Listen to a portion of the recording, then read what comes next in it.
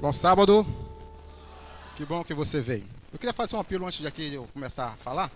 Eu esqueci a minha lição aí, eu não sei aonde. Eu estava sentado naquele banco ali. E agora que me dei de conta que eu não sei onde eu coloquei. Está o nome lá, Marcelo. Acho que é essa mesmo. Eu andei, mas não sei onde tinha colocado. Muito obrigado, viu? Antes de começar aqui a falar, obrigado, querido. Eu queria antes falar para vocês aqui 3 ditados populares. Talvez você já ouviu falar nesse ditado popular.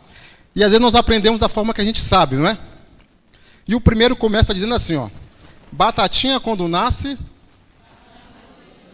Será que está o correto aí? O que você acha? Como é que é? É que o certo diz assim, batatinha quando nasce, as suas ramas, as suas folhas, né? É elas que se parramam pela onde? Pelo chão. Que a batatinha fica onde? Ela fica debaixo da terra, né? E às vezes nós aprendemos coisas que às vezes não é verdade. Quer ver? Outro ditado popular que diz assim, quem tem cão... Quem já caçou com gato alguma vez aqui? Vamos lá, gatinho, vamos caçar, né, assim? Quem não tem cão, caça com gato. O correto de você e eu falar assim, ó, quem não tem cão, caça como o gato, né? Porque o gato ele fica ali à espreita, só espera o momento certo para dar o bote. E o último ditado popular diz assim, quem tem boca... Quem já foi à Itália alguma vez aqui? Levante a mão aqui. Já foi? Já foi? Pague a minha que eu vou com você, viu, minha amiga? O correto é dizer assim, quem tem boca, vai a Roma. No sentido de vaiar. Por que as pessoas vaiavam a Roma? Por causa do poder, era muito autoritário as pessoas. E as pessoas não podiam se defender. O que ela podia fazer? Vaiar, gritar, né? Vaiar o poder romano. Meus amigos, muito prazer. Meu nome é Marcelo. Eu sou ancião na igreja ali de Vila Maria. Na igreja de Vila Maria, Jardim Andaraí. E a minha história ela começa mais ou menos assim. Eu era para ser padre na igreja católica no ano de 1900 e... mais ou menos aí, né? Não estou tão velho assim não. E lá eu recebi chamar para ser padre. Só que na época eu morava no estado do Maranhão, me criei aqui no estado de São Paulo, no interior de Cajamar. Quem ouviu falar de Cajamar? Próximo ali de Jordanésia, Jundiaí, Campinas. E lá eu morava naquele lugar e me chamaram para vir para a capital, São Paulo, na época de 1998. Congreguei na igreja do Pari, próximo ao Brás, e ali eu recebi chamado para estar ali com as pessoas. Só que ao longo do tempo, eu nas minhas andanças aí no Brasil, conheci uma pessoa chamada Luiz Gonçalves, sem falar, né? E aí, num posto de gasolina, abastecendo o carro, o que me aparece? Esse cidadão. No posto de gasolina. Lá estava ele. Não o conhecia, nunca havia tido falar. E ele me entregou um tal de um DVD, né? O Grande Conflito. E eu me formando para ser padre, e ele... Eu queria falar com você, e tocando aquela ideia, conversando, ele me deu o DVD. E eu assisti o DVD, mas só que o DVD lá atrás estava o número dele, o número do celular. E na época de 98, quem lembra muito bem, o celular era diferente, né? Era aquele tijolão grandão. Eu já tinha celular naquele tempo. Só que tinha um grande problema, né? Ser padre para ser adventista tem muita diferença, não é? Muita diferença mesmo. Só que ao longo do tempo eu comecei a estudar na minha casa, em casa, sozinho, sem ninguém, porque atualmente eu não conhecia a igreja naquela época. Só que ao longo do tempo eu comecei a falar sobre as filhas da mãe, dentro da igreja católica. Fui advertido, né? Ao tom ponto de eles cortar o meu nome ali, do hall, da igreja católica. E aí eu resolvi fazer o estudo sozinho na minha casa, e ao longo do ano de 2012, me batizei na igreja adventista do sétimo dia. Só que começou uma grande perseguição na minha casa. As pessoas não aceitavam, a pessoa ia ser padre, já estava sendo formado para ser padre, agora vai ser adventista do sétimo dia, como é que é? E os irmãos da liderança sabiam onde eu morava.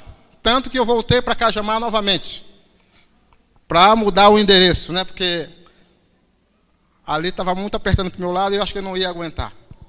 Retornei para Cajamar. Depois do ano seguinte, me chamaram para aqui para estar na igreja adventista na Vila Maria. Eu aceitei o convite. Tive que trocar de casa, porque as pessoas sabiam onde eu morava e a perseguição era grande.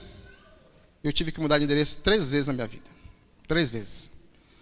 Só que ao longo do tempo, mudou de padre nessa igreja, na igreja do Pari. E ele veio à minha casa, conversou comigo, perguntou se eu não queria retornar. Eu disse que não. E ele fez uma grande diferença ali no bairro do Pari. Me chamou para estar ministrando lá a mensagem de Deus por 27 noites. 27 noites. Igreja grande, bonita, cheia de imagens, de esculturas. Mas o grande problema é que não poderia ofender os irmãos, eu não poderia falar de sábado, eu não poderia falar de maneira alguma sobre alimentação, tanto que ao longo da minha vida eu sempre gostei de me alimentar bem. De algumas comidas eu fazia um pouco, eu tirava do meu cardápio. Só que o padre começou a me olhar diferente, e aí, ao longo do tempo, chamaram o padre, foi afastado. Por quê? Ele estava dando o púlpito da igreja para pregar um adventista do sétimo dia. Ele foi transferido. Mas antes de transferido, ele falou uma coisa muito importante. No último sermão lá, ele me chamou e disse: algum de vocês aqui, que estão aqui hoje, aceitam a verdade? E ele dizendo no púlpito. E algum disse, todo mundo levantou sua mão. Eu aceito. Algum de vocês aqui vão viver a verdade? Todo mundo levantou a mão. Eu aceito. E ele olhou bem nos olhos dos fiéis e disse aqui: mas muitos de vocês nunca vão aceitar a verdade. E ele me deu o microfone e eu comecei a falar por 2h30. Mas o nosso sermão não é esse. O nosso sermão é como ser um líder na sua casa, como ser um líder na sua igreja e como ser um líder no seu trabalho. O nosso sermão, primeiramente, está aqui em 1 Timóteo, no capítulo 3. Abre sua Bíblia aí em 1 Timóteo, capítulo 3. É aqui a encenação, nós temos ainda uns 40 minutos, mais ou menos aproximadamente, né? Se pode ficar até as 3 horas da tarde, não pode? Ou não? Quem tem fome aí? Quem tem sede? Todos nós temos, né? Brincadeira, não vou ficar não. 1 Timóteo, no capítulo 3. Tem alguém de Minas Gerais aqui? Só para as mulheres. Tem alguma mineira aqui? Só uma? Dizem que as mineiras, 52% são propícias a ser nervosas. Tem alguma da Bahia? Mulher da Bahia? Da Bahia tem uma? Diz que 3, né? Diz que as baianas, 85% são propícias a ser estressadas. Tem alguém do estado do Maranhão aqui? Do Maranhão, não tem? Um maranhense ali? Os homens ficam de fora, viu? Só as mulheres, por enquanto. Tem alguém aqui de São Paulo, capital? Dizem que 93% das paulistas são nervosas. 93% das paulistas. Agora, diz que no mundo em geral, 39% dos homens são mais calmos. Sabia disso? 39% da humanidade dos homens são propícios a ser calmos. Por quê? Porque o homem, ele não engravida. O homem, ele não tem menopausa, né? O homem, ele não tem menstruação. Muitas coisas mais que a mulher tem. Então, a probabilidade do homem ser mais tranquilo é menor. É menor. Esses dias eu estava na igreja lá de Cana Verde, em Minas Gerais. Vocês devem ver lá a igreja, lá é muito linda, viu? A cachoeira do lado da igreja descendo. Os animais passando no meio ali do lado da igreja. Uma coisa linda. Cana Verde. Se vier um propósito de Minas Gerais, visite Cana Verde. Tem 2 igrejas adventistas lá numa cidade pequena, de aproximadamente 5.000 habitantes. Cana Verde. Igual esse nome. Cana Verde. Quando você fugir para o mato, pense Cana Verde. Só que lá não tem cana, né? É só o nome. 1 Timóteo, no capítulo 3. Vamos orar. Obrigado, Senhor, pela a tua imensa gratidão que você tem para cada um de nós. Obrigado pelo milagre que o Senhor fez essa manhã na nossa vida, foi o despertar do sono, para estarmos aqui para ouvir a tua voz. Esteja com as pessoas que aqui vieram, nós pedimos em nome de Jesus. Amém. 1 Timóteo, no capítulo 3, lembrando que o nosso tema é como ser um líder. 1 Timóteo, capítulo 3, no verso 1 até o verso 7, diz assim: eis uma declaração na qual se pode confiar. A minha tradução aqui ela vai ser em hebraico. Se alguém deseja ser um líder congregacional, procure uma tarefa nobre. Verso 2. O líder congregacional deve ser irrepreensível, fiel à sua mulher, moderado, ter autocontrole, ser ordeiro, hospitaleiro, capaz de ensinar. Verso 3. Ele não deve beber excessivamente, nem se meter em brigas. Ao contrário, deve ser afável, apassível, não deve amar o dinheiro. No verso 4, deve cuidar bem da própria casa, ter filhos obedientes que respeitem. No verso 5, se o homem não consegue cuidar da própria casa, como cuidará da casa de Deus? No verso 6, não pode ser crente há pouco tempo, porque poderia encher-se de orgulho e assim incorrer na mesma condenação que o adversário. No verso 7, além de mais, deve ter boa reputação perante aos de fora, para que não caia na cilada do inimigo. Olha só aqui a pauta que o apóstolo diz no capítulo 3 de Timóteo. Ele diz que um líder, ele tem que ter umas características. Ele diz que um esposo, ele tem que ter uma característica. E uma pessoa que trabalha numa empresa também tem que ter uma característica. Como é que ser um líder nos dias de hoje? Eu queria falar aqui um pouco também para os esposos e as esposas também. Esse texto fala para você, principalmente para você que é marido, que tem ali autoridade na sua casa, não que você mande, mas que você tenha respeito e autoridade. Tem algum noivo aqui que vai casar há pouco tempo? Posso ver as mãos aí? Algum noivo? Pessoas que já casaram recentemente. Tem alguém aí recentemente casado? Amém? Tem mais um ali, né? Amém também, viu? Se você prestar bem atenção nesse texto, no capítulo 3 de Timóteo, ele começa dizendo assim, ó: eis que declaro no qual se pode confiar. Se alguém deseja ser um líder congregacional, procure uma tarefa nobre. O que é ser um nobre nos nossos dias de hoje? Como é que é ser nobre? Diz que nos tempos antigos, um nobre era uma pessoa que morava num palácio, um príncipe ou uma princesa. E um príncipe e uma princesa naquele tempo era nobre. Por que ele era nobre? Porque ele tinha uma boa reputação a zelar. Ele era um líder daquele país e ele representava o seu povo. Isso era um príncipe ou princesa. E o que dirá do rei, dos seus pais? E veja, ser líder hoje, nos nossos dias, é muito difícil. Tanto quando me chamaram para ser ancião de uma igreja adventista do sétimo dia, as pessoas votam assim: faz a comissão, não é assim? E aí as pessoas olham para você, a sua vida que você viu dentro da igreja, e dizem: olha, aquele rapaz, aquela pessoa, ela está apto a ser um líder da igreja. É ou não é? Agora, na escolha de um padre, como é que vocês acham que as pessoas vão olhar para você, vão te colocar na frente das pessoas, e como é que você vai ser um líder sendo um padre sacerdotal? O que é que você acha? Primeira coisa, ele olha para você está fazendo ali o seminário. Primeira coisa que você vê de você é didática. Vê se você pode ser um líder correto ante as pessoas.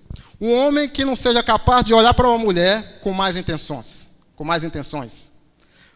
Um padre, ele tem que ser uma pessoa de bom caráter, de ânimo e principalmente uma pessoa fisicamente mais ou menos parecido com o seu líder em Roma.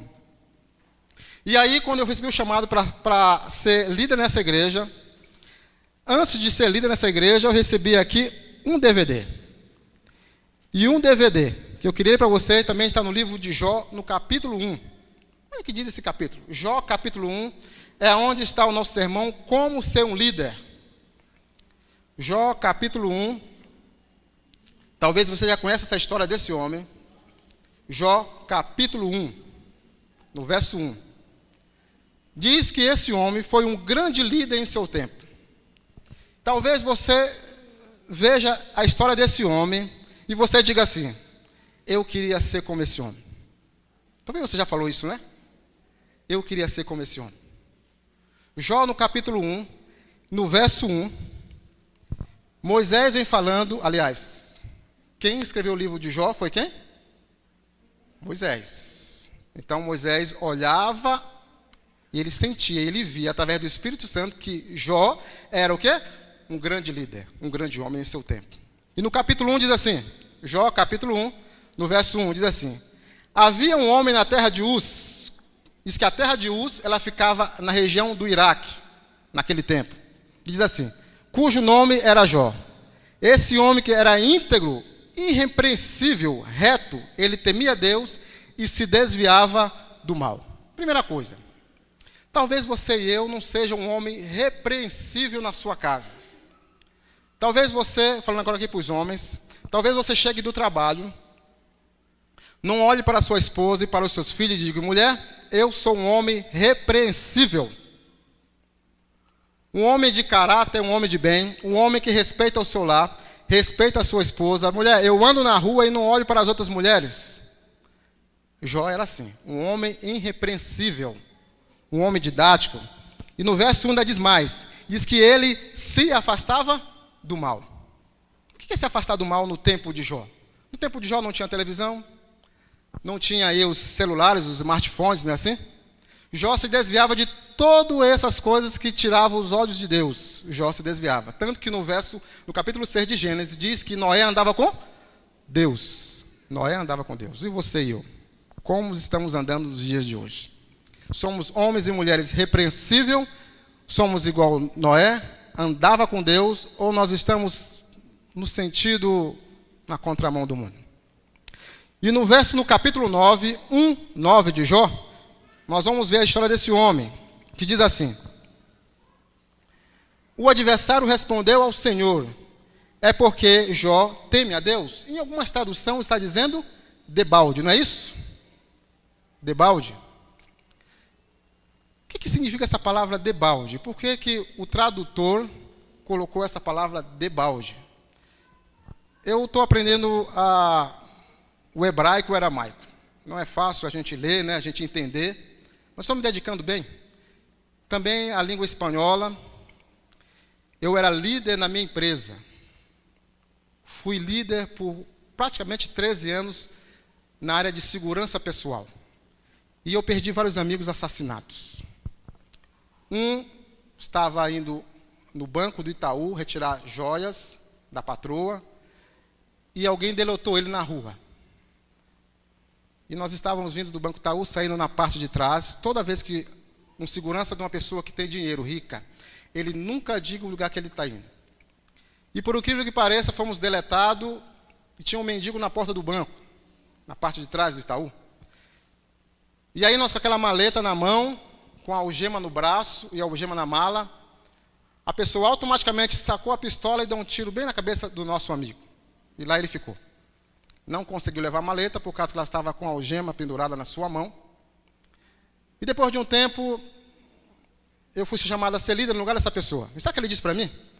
Ele estava aposentando. Marcelo, eu estou aposentando, mas eu quero sair porque eu ainda quero viver muito com a minha família. E aí o patrão disse: Marcelo, agora você vai ser líder nessa empresa, você vai comandar todos os homens dessa empresa. Só que tem um porém. A sua vida está em risco. Eu vou te pagar um salário aproximadamente de R$10.000. Você topa? De cara, na época era 1998. Eu disse: quero. Com certeza eu quero, né? No segundo mês, surgiu um atentado. Algumas pessoas não me aceitaram como líder, né? Talvez era um líder um pouco afático, firme no que falava, andava armado, não poderia casar, poderia ter mulher, por causa que a vida da minha família estava em risco. Não conseguiria namorar naquele tempo, por causa que eu não parava em minha casa, não parava no estado de São Paulo, viajava demais. Ao longo dos 4 meses, sofri outro atentado. E ao longo do ano, se passaram, sofri um atentado novamente. Fiquei mais aproximadamente 1 ano e meio afastado das funções.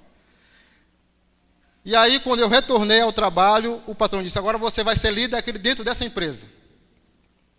Só que o salário caiu, né? Você quer ganhar bem, o salário cai. Eu disse: não, eu quero ir para a rua de novo. Andava com um bom terno, um bom carro, uma boa arma, um bom salário, um bom cartão de crédito, não é assim? Quando você ganha bem, vem os cartões, né? Os melhores cheques. Jó, no seu tempo, não tinha nada disso. Tanto que no verso 13, ele sofre todas aquelas coisas. E talvez você, no verso 13 do capítulo 1 de Jó, qual que seria a sua resposta para Deus? Qual que seria a sua resposta? Acompanhe aí. Capítulo 1 de Jó, no verso 13, diz assim: certo dia, quando os filhos e as filhas de Jó estavam comendo e bebendo na casa do seu irmão mais velho. No verso 14, um mensageiro veio a ele e disse: Os bois estavam arados com os jumentos, pastando próximo a eles. Quando um bando vieram e levou embora eles também, mataram os servos à espada, e foi só eu que sobrevivi para te contar as novas. Enquanto ele ainda estava falando, outro veio e disse: fogo do Deus caiu do céu e queimou o rebanho dos servos, destruiu completamente, e foi só o único que sobreviveu para te trazer as novas. Verso 17. Enquanto ele ainda estava falando, veio outro e disse: 3 bandos deles atacaram os camelos, levaram eles também, mataram os servos, e só eu sobrevivi para trazer as novas. Verso 14. Enquanto ele ainda estava falando, entre veio e disse: seus filhos e filhas estavam comendo e bebendo vinho na casa do seu irmão mais velho, quando deu, de repente, um forte vento soprou do deserto, e ele abateu os 4 cantos da casa, e mataram a todos que estavam ali, todos os jovens. Eu acho que você é pai aqui, você é mãe. Qual que seria a sua resposta para Deus se viesse todas essas coisas na sua casa? Como é que você se comportaria? Aliás, o que você diria para Deus? Olha a resposta desse homem para Deus no verso 20. E a sua resposta para Deus esta manhã tem que ser também assim. No verso 20, Jó diz: Jó levantou-se, rasgou as suas vestes, raspou a sua cabeça, prostrou o seu rosto em terra e adorou ao Senhor e disse: nu vim do ventre da minha mãe e nu voltarei. O Senhor deu, o Senhor tomou, louvado seja o nome do Senhor. Mas esse também podia ser mais forte, esse também podia ser mais agudo na sua vida. Você imagina um amém de Jó para Deus: louvado seja Deus. Deus tirou e Deus levou. Louvado seja Deus. Meus amigos, meus irmãos, você sabe o que é levar um tiro de uma .40 no peito? Estar aqui hoje para falar para você aqui não é fácil, viu? E quando essa munição ela entra na sua carne, ela faz um pequeno buraco na entrada, mas na saída ela arrebenta com você. É uma experiência terrível. E eu queria falar uma coisa para você aqui. No começo também eu não era santo. Ao longo do tempo aqui, eu não queria falar isso, mas às vezes acontece, você é odiado entre os bandidos. Você está defendendo o que não é seu, mas você é pago, você ganha bem para defender. E as pessoas te olham na rua com um bom terno, né? Um bom colete, o colete não está à mostra, uma arma boa, e diz: aquele camarada ali é segurança. E a pessoa que ele está segurando é rica, tem dinheiro, vamos roubar. Jó, entre todas as suas dificuldades, ele diz: nu vim da minha mãe e nu voltarei. Louvado seja Deus. E eu no hospital ali, me recuperando daquele tiro de .40, o que eu falei? A mesma resposta de Jó foi o que eu disse. Fui trabalhar, não voltei para casa. Não tinha família, não tinha esposa, não tinha filhos. Quem vai me esperar? Quem vai me socorrer? Veja, Jó poderia se desesperar. Jó poderia chorar, e sim, ele chorou. Mas ele disse: louvado seja Deus. Deus tirou, Deus deu, Deus tirou. E agora no capítulo 2, nós vamos ver a história da mulher de Jó. E eu queria falar para você aqui, esposa que está aqui essa manhã, eu queria falar diretamente, olhando nos seus olhos. Como você se comportaria se seu esposo perdesse tudo? Já parou para pensar? É uma resposta um pouco direta, né? Diz que é bom você ser direto, que você não esconde nada de ninguém. Não é assim, minha irmã? Se você é direto ao ponto, às vezes você não esconde nada. Ao longo da minha vida, eu não tive família. Doei 13 anos da minha vida a esse trabalho. E algumas pessoas olharam para mim com ódio. Diz que quando você é um líder, você é odiado por algumas pessoas. Depende do trabalho que você faz. E aqui, essa manhã, pode ter um chefe de departamento, pode ter algum policial, pode ter algum chefe de seção, não é assim? Eu lidava com armas, revólver, coisas que tiram vida das pessoas. Toda manhã, eu chegava em casa por volta de 3 da manhã e saía às 5 da manhã. Dormia com a arma debaixo do travesseiro. Porque tinha muitos amigos que não gostavam de mim e entregavam o meu endereço. Marcelo morava em tal lugar. E sabe quem ia atrás de mim? As pessoas que não gostavam de mim. Tanto que, quando minha irmã veio para São Paulo, ela morou comigo. E minha irmã gostava de uma balada, né? Gostava de festa. Eu disse, olha, vá, mas volte cedo. Porque se alguém encontrar você na rua, saber que você é minha irmã, a chantagem vai rolar sobre mim. E tanto que minha irmã veio da festa, e eu estava dormindo, e ela, forçando a porta para entrar, com sono leve, peguei a arma e sem querer, meus amigos, dei um tiro. Mas graças a Deus, não pegou nela. E aí depois, ao longo desse ocorrido, ela voltou, foi embora. E ela disse assim, você precisa casar. Eu falei, preciso não. Que eu preciso é ser feliz. E ao longo desse tempo, Jó aqui com a sua esposa, vendo todas essas dificuldades, a sua esposa faz uma pergunta para Jó no verso 2, no capítulo 2, no verso 9. Olha aí a pergunta da esposa de Jó. Capítulo 2, no verso 9, e diz assim, ó. A sua esposa lhe disse, por que você ainda preserva a sua integridade? Amaldiçoa Deus e morre. Ele, porém, lhe respondeu, você está falando com uma mulher insensata, ou com uma louca, né? Aceitaremos o bem das mãos de Deus, mas rejeitaremos o mal? Em tudo isso, Jó não disse uma palavra pecaminosa da sua boca. Meus amigos, eu tenho um amigo meu que ele era um rapaz simplesmente bem, financeiramente. Por que eu estou falando isso para você aqui? Diz um ditado, diz assim, né? Diz que é fácil casar. O difícil é o quê? Permanecer casado. É fácil você casar? Acho que é fácil. Eu tenho uma aliança lá em casa até hoje, né? É uma pretendente de Minas Gerais, do estado lá de Minas Gerais, em BH, na grande BH. E aí, quando ela sabia o que eu fazia, ela disse, Deus o livre de casar com você.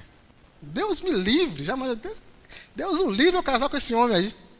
E ela veio na minha casa, conhecer aqui em casa, só que no dia que ela veio aqui em casa, eu tive uma grande dificuldade. As pessoas estavam me procurando. Nesse dia eu estava de folga, estava no estado de Minas Gerais, em BH, e retornei para São Paulo de carro, com ela, né? E aí ela disse assim, ó, Deus o livre eu casar com você. Porque a minha irmã já tinha me deletado lá atrás. E aí a aliança está em casa lá, mas já estou me desapegando dela, né? E aqui está o desapega.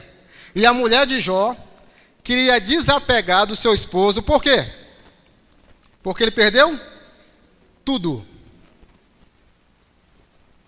Você sabe o que é perder tudo, meu? Tudo. Há 2 anos atrás eu perdi tudo. Perdi tudo. E às vezes as pessoas olham para você assim e dizem assim, olha, naquele tempo você era um homem respeitado. Você era um líder daquela empresa. Talvez você era um líder dessa igreja. As pessoas olham para você no dia de hoje e te tratam como desprezo. Porque o seu tempo passou. E a esposa de Jó, quando tudo estava bem, ela olhava para o seu esposo e disse assim, olha, esse aí é o cara. É o maior dos Orientes, ele é abençoado por Deus. Só que quando o inimigo foi mexer nas coisas de Jó, no servo de Jó, o que a esposa preferiu para lá? Ela desistiu, foi embora. O abandonou, separou, rasgou o papel de casamento. É fácil? Acho que não é fácil. O Jó confiava na sua esposa, mas ele confiava primeiramente em Deus. A esposa de Jó era adventista do 7º dia, sim ou não? O que você acha? Nos dias de hoje ela era, né? Jó era adventista? Logicamente que não. Eu estou falando aqui uma simbologia, né? Mas a esposa de Jó olhou para o armário, tudo cheio de mantimento. O guarda-roupa era farto de roupas e sapatos. A sua vida era completa. O banco que ela depositava o dinheiro de Jó era cheio. Só que um vento bateu nas coisas de Jó, na vida de Jó, que ele perdeu o quê? Tudo. Você sabe o que é perder tudo, meu amigo? Minha amiga? Eu perdi tudo também. O melhor salário que eu tinha era na faixa de 10 mil. Salário pouquinho, coisa pouca, né? Uma casa boa para morar.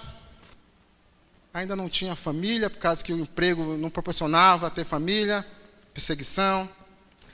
E aí você olha para a conta bancária, ela está como? Zerada. Nem o PIS queria me dar o que eu ganhava, né? Disse, não, você ganha muito bem, não vai te dar nada, não. E aí, quando eu vi tudo se acabar, só faltou os cheques, o cheque voltando, e eu cobrindo, e tirando das economias, tirando daqui, da rescisão contratual, aproximadamente ali uns 200 mil reais, e tirando, pagando isso, pagando aquilo. Pessoas vêm na tua casa, te pedem emprestado, você empresta, toma. Quando você vai ver, a conta está se aproximando do vermelho. E as pessoas, elas fazem o quê? Correm de você. Os amigos, que dizem os amigos. Mas a esposa de Jó olhou para ele, sem nada, perdendo tudo. Ela disse, eu vou voltar para a casa da minha mãe. Porque hoje, Jó, hoje você não proporciona mais nada. Tanto que no capítulo 10, olha o que ele diz aqui para sua esposa. No capítulo 10 ele diz assim, ele, porém, lhe respondeu, veja homens e mulheres, quando você casar, diz assim, quando você casar, a escolha é sua ou é de Deus? De quem? De Deus ou sua? A escolha é sua. A escolha é sua. Agora Deus abençoa, sim ou não? Depende, né? Lá ele diz no capítulo 7 de Coríntios, diz assim, não te juntei com jugo desigual. Porque se você juntar com Deus igual, Deus não vai abençoar. Se você é católico, case com uma pessoa católica. Se você é adventista, case com um adventista. Se você é... e vice-versa. Mas a esposa de Jó olhou para ele e disse, olha Jó, sinto muito, meu amigo. Enquanto você poderia me dar uma vida boa, enquanto você poderia me dar uma boa casa, bons filhos, eu até te aceitei. Mas agora que você não tem nada a me oferecer, eu vou retornar para a casa dos meus pais. E diz que ela pegou a sua mala, da pouca roupa que sobrou, foi para a casa da sua mãe. E lá ficou Jó, abandonado, triste, porque depois de perder os filhos e perder as filhas, a única coisa que se restou foi o quê? O casamento de Jó. Eu queria falar para você, mulher, esta manhã que está aqui. Você que é mãe, que é esposa. O livro de Gênesis diz assim, se quando você casar, você vai abandonar seu pai e sua mãe, é isso? Não, você vai deixar, não é abandonar não. Você vai deixar a casa do seu pai e sua mãe. E quem vai ser a sua família agora? O seu esposo.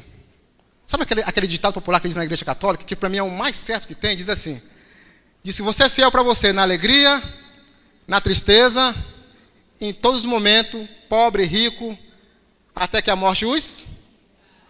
Esse ditado popular não está certo, meus irmãos? Seja sincero com você, está certo ou não está? Está certo. Só que diz assim, eu vou ser fiel para você enquanto você me der tudo. Tudo.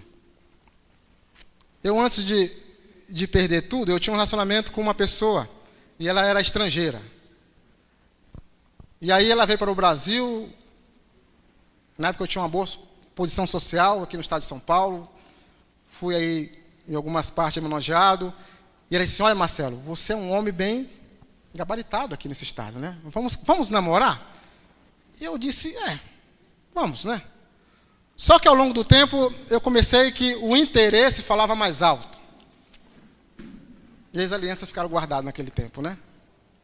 Veja, a esposa de Jó, ela viu a dificuldade de bater à sua porta. Sim ou não? Talvez você é esposa hoje, talvez seu esposo esteja desempregado. Ou talvez não. Sabe quando tem aquela primeira briga? E você diz, agora eu vou voltar para casa dos meus pais. Quero falar uma coisa para você. Deus não vai abençoar você, meu irmão. Minha irmã, Deus não vai. Sabe por quê? Porque Deus disse lá atrás que quando você procurar uma pessoa para você se relacionar, para você casar, e vocês vão ser só uma só carne, só que agora um ou outro voltou atrás, Deus não vai abençoar você em outro casamento, a não ser em que ato de adultério. Você pode até dizer, mas Deus está aqui, ô irmão, ore por mim. Deus não vai abençoar você, meu irmão. Minha irmã, Deus não vai. Porque Deus falou lá atrás, e Deus não volta. Tanto que a esposa de Jó olhou para esse homem e disse, agora Jó, eu estou te deixando. Está aqui a aliança. Tchau, um abraço. E Jó passou aquele perrengue todo que você já sabe. Meus amigos, talvez tenha alguma esposa aqui que está brigada com o marido essa manhã. Não sei quem é, mas Deus sabe. Talvez o namoro aqui não está muito bem, né? Talvez aqui alguma pessoa, por algum motivo, discutiu com o esposo, ou o esposo discutiu com a esposa, e a casa não está bem, não está em ordem. No capítulo 3 de Timóteo, ele diz que um homem seja irrepreensível, o esposo de uma só mulher. Que ele seja didático, que os filhos o respeitem. E essa dinâmica aqui, Paulo está falando para Jó. Jó era esse homem. Um homem irrepreensível, esposo de uma só mulher. Homem que cuidava da sua casa, dos seus filhos, da sua vizinhança. Jó era um homem respeitado em todos os sentidos na sua vida. Talvez eu e você não seja um homem respeitado essa manhã. Sabe por quê? Porque as pessoas olham para você. Quando você entra naquela porta, ele diz: olha, meu irmão, você só é crente da igreja para dentro, do portão para dentro, porque fora você é a mesma pessoa. É a mesma pessoa. Meus amigos, hoje eu estou desempregado. Sabe por quê? Por causa que eu recebi muitos convites para voltar para trabalhar na área. Só que eu fiz algumas exigências. Não queria trabalhar armado e não queria trabalhar no sábado. E esse meu perrengue já vai se durando aproximadamente aí quase 2 anos. Quase 2 anos. Mas Deus não deixou faltar o pão. Deus não deixou faltar o pão. E a esposa de Jó olhou para ele e disse: olha, homem, eu fui feliz com você. Eu fui feliz com você. Sabe, as nossas felicidades foram tantas boas, nós viajamos, curtimos, nós alimentamos os pobres, fazemos os bem às pessoas, só que tem um porém, Jó, você é muito obediente a Deus. E diz que o homem, ele é o sacerdote da onde? Do lar. É ele que é o sacerdote do lar. Diz que se o homem sair da casa, saiu a coluna, o alicerce da casa é o homem. Mas isso com respeito e moderação com a sua esposa, os seus filhos.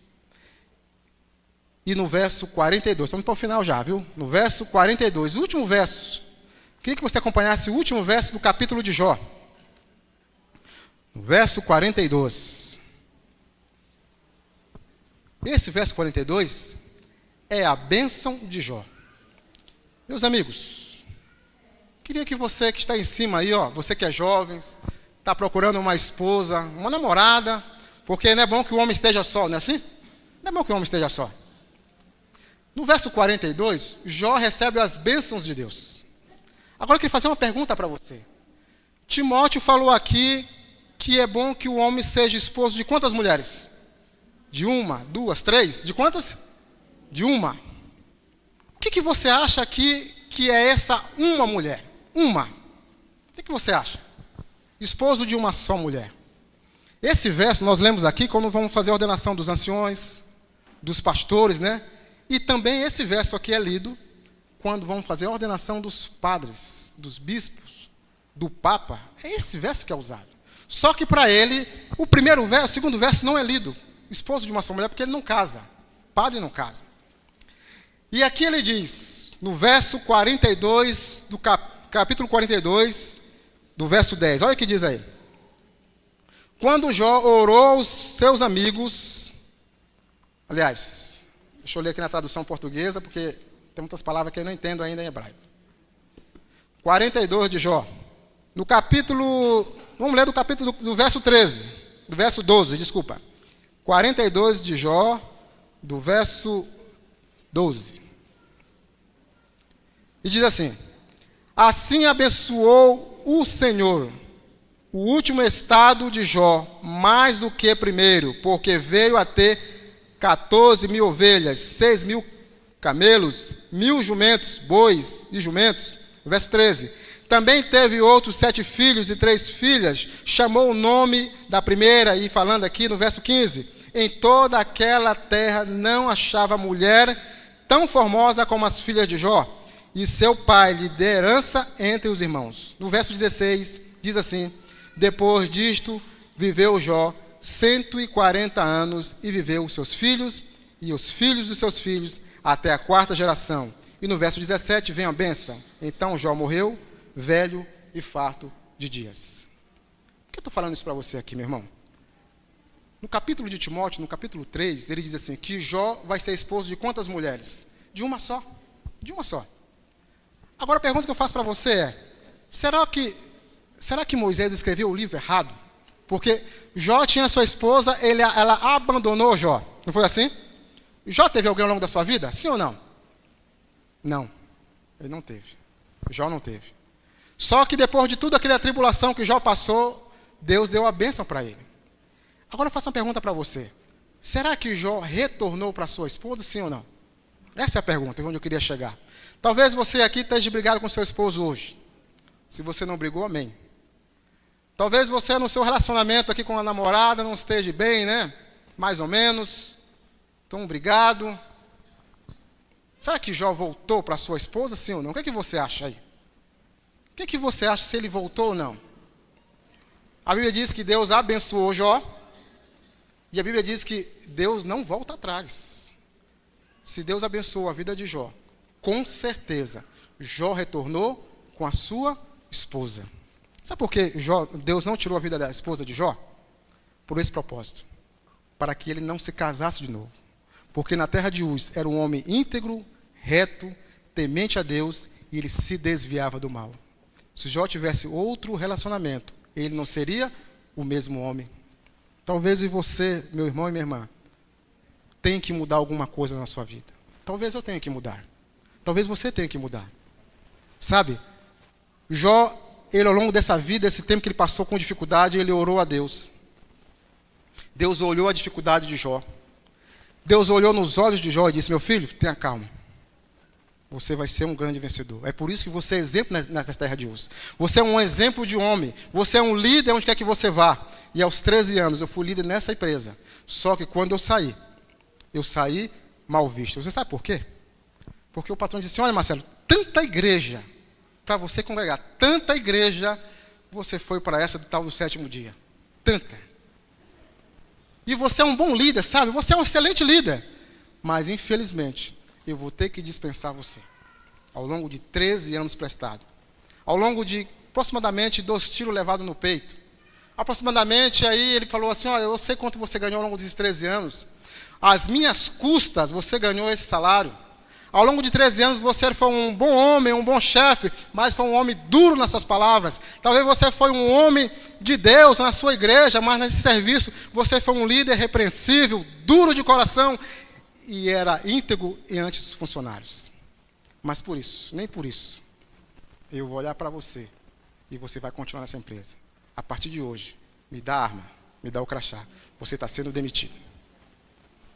Eu olhei para o patrão e não disse nada. Sabe o que eu disse para ele? Se Deus deu, Deus tirou, né? Louvado seja o nome do Senhor. Muito obrigado por esses 13 anos. Faça a minha conta e tal dia eu passo aqui para pegar. Só que ao longo de quase 2 anos afastado dessa empresa, recebi alguns convites para trabalhar fora. E ele retornou a ligação e me disse, Marcelo, você quer trabalhar comigo de novo? E eu disse, muito obrigado. Muito obrigado. Jó, ao longo da sua vida, com a sua esposa ali, a esposa abandonou. Sabe por que Deus não tirou a vida da esposa de Jó?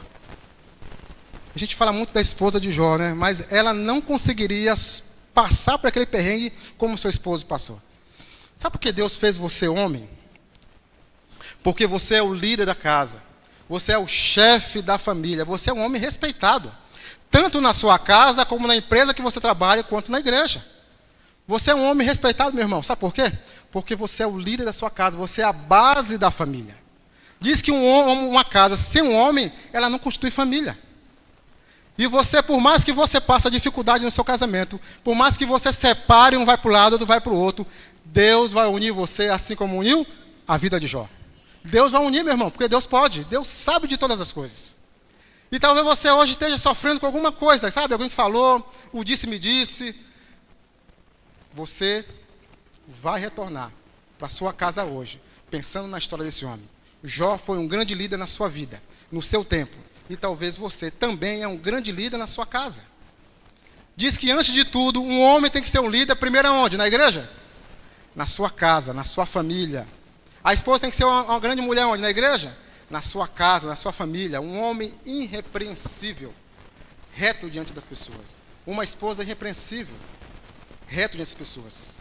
E sabe o que a grande separação no meio de hoje, a grande separação, Essa pesquisa foi feita no país do Canadá. Dizem que 35% das sogras se metem no relacionamento dos seus filhos. Diz que 4% os filhos fazem a separação dos pais. E dizem que 60% da separação são por causa das coisas menores. Meu irmão, sabe de uma coisa? O casamento hoje, em nosso meio, no meio cristão, em todas as denominações, dizem que do ano de 2017 para o ano de 2018 está a mesma coisa entre as pessoas da igreja e as pessoas do mundo. 50% dos cristãos em 2018 já se separaram. Como eu sei disso, Marcelo? É fácil você saber. É muito fácil. Cartório, meu irmão. Minha irmã, cartório. Você vai ver lá todos os dados. As pessoas que casaram no ano de 2016 até hoje já se separaram. Nem completaram nem 2 anos. A esposa de Jó viveu uma vida com ele e se separou. Sabe por quê? Por causa que Jó não poderia dar mais aquela vida que ela queria. E aí ela largou, separou dele. Mas ele foi um homem repreensível, reto diante dos olhos de Deus. As pessoas olhavam Jó como o líder daquela cidade. Só que ele esperou no Senhor. E no capítulo 2, 42, o fim da história de Jó, ele retornou para sua esposa. Fez a sua vida. E Deus novamente o abençoou. O abençoou. Deus seja louvado na sua vida, meu irmão. Deus seja louvado na sua vida, minha irmã. Que as bênçãos do Senhor possam recair na sua casa, no seu casamento e também na vida pessoal de cada um de nós. Deus abençoe. Nós vamos encerrar com um hino, né? 150. Não foi por acaso, né? É não desistir também. Deus abençoe.